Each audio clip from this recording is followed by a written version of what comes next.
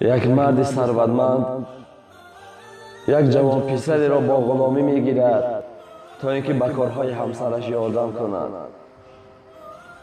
این مرد هر روز به کار میرفت میآمد.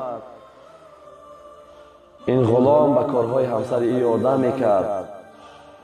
2 سال با اینها زندگی کرد. این غلام سخت از خدا میترسید. روز میگه همین مردی بای در جای کارش میخواهد که با یک کارگر خود زنا کند. یک دختر جوان خطی. وقتی که این دختر جوان را میخواهد که زنا کند، این داد و فریاد میکند و از ته دست این مرد رها مییابد و میگریزد. این مرد ثروتمند خیلی غضبانی میشود و به خانه برمیگردد. داخل خانه میشود که همسرش رویهای خود را کنده است و داد و فریاد برداشته ایستاده است. در حال برست زنش میآید میگوید و تو چی شد؟ زنش خاموش است. باز میگوید با تو چی شد؟ همسرش میگوید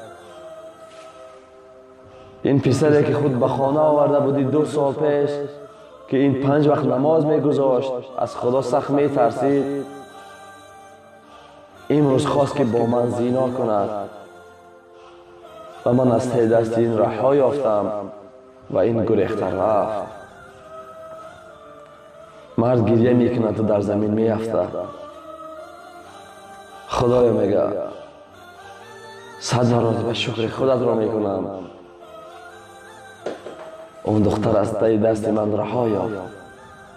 اگر من با اون زنا میکردم، وای بر حال من که در خانه همون کار سر میزد.